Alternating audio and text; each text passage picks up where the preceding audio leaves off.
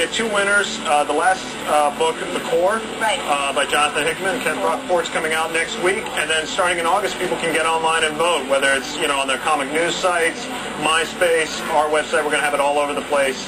And get out there and tell us what you want. You got it. All right, there you have it. Go online, vote for Pilot Freeze. Yeah. We're looking forward to the Witchblade movie. Back to the stage. That's, yeah. Holy cow, Blair. That's a great interview. That was a whole great segment together. Good job, girl. To get lost, you want to get you guys onto your iPhone. I mean, of course you can watch it on your computer as well. What's really cool, can we go into it? Yeah, I'm going to show God, Kevin, always pimping the iPhone, man. They've actually taken the original panels from the comic and they've animated them, as you can see. They have original voices. Yep. And Oh, that's cool. Oh, that's awesome. Yes, and I love this guy's costume. But you know what? They're worth it. They're so And that's great to got him there, too. This is why I love G4 TV, because they're showing the fans, the people who do, they put the time and effort into creating these costumes. They put this stuff together. And, they only get to be seen by a couple, 100 people here, the world. So, way to go. Good job, G4 TV. Okay. Energy is up. Okay, Libby's running out of things to say. At least 3. Including an interview with Jennifer Connelly, who will tell us all about the day the Earth stood still. But first, we're putting you, the viewer, into the middle. Why all the text-heavy stuff for Olivia to read all the time? It's like, all right, Olivia, we're going to be a huge block of text. We just want you to just, be the robot and speak it. So, it's like, if you had a bit more casual nature to the show, you're not like saying, okay, talk.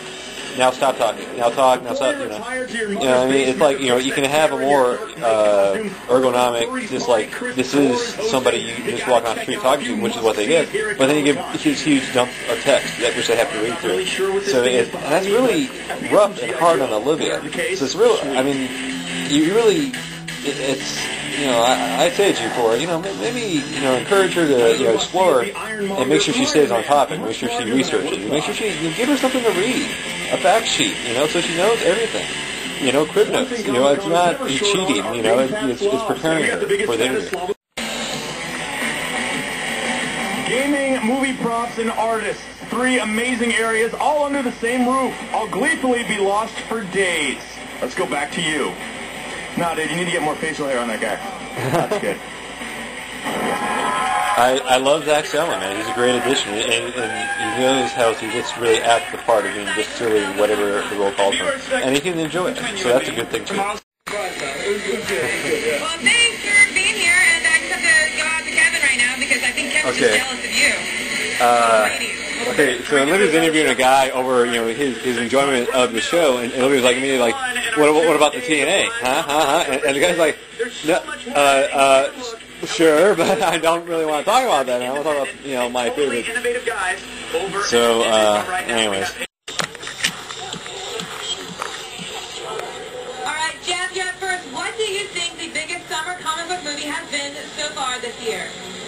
I think it's The Dark Knight because it has everything in it. His action, story, and I just like the feeling of the movie. And to Gyllenhaal. It's got one.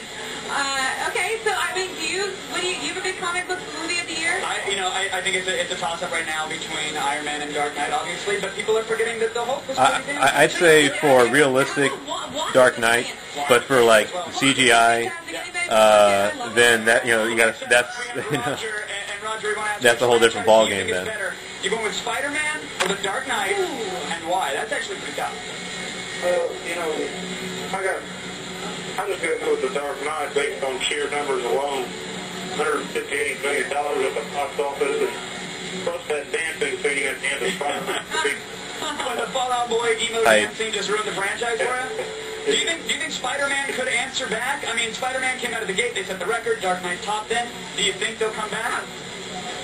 It's just an indication of the population that can go, man. And I think that was kind of the tip of the iceberg. That might have been it. Yeah. I agree, Roger. All right, well, thanks so much. We'll thank the virtual audience. Hell yeah, man. Good job, guys. Come on, Roger. Just get confident, man. Just speaking to the mic, Just own the mic. Own the mic. We're going to go behind the scenes of Watchmen. Yes, the Watchmen. So keep your capes on. I know it's hard. Seriously. Clark Wolverine is here.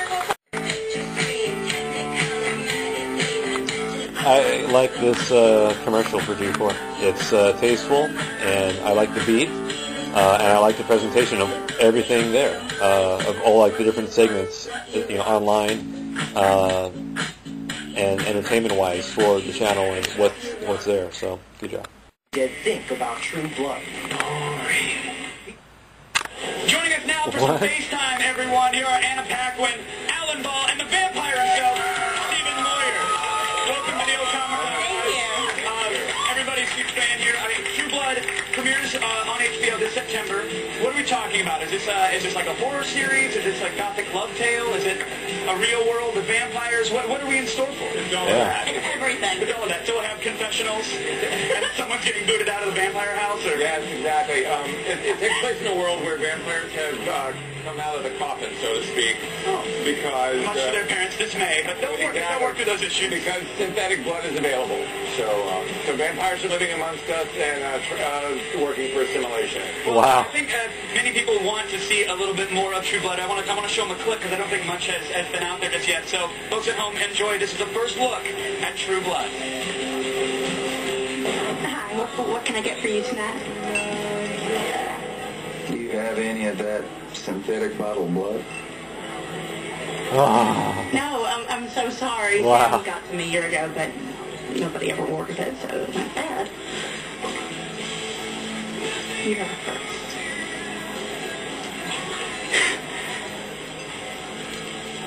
Am I that obvious?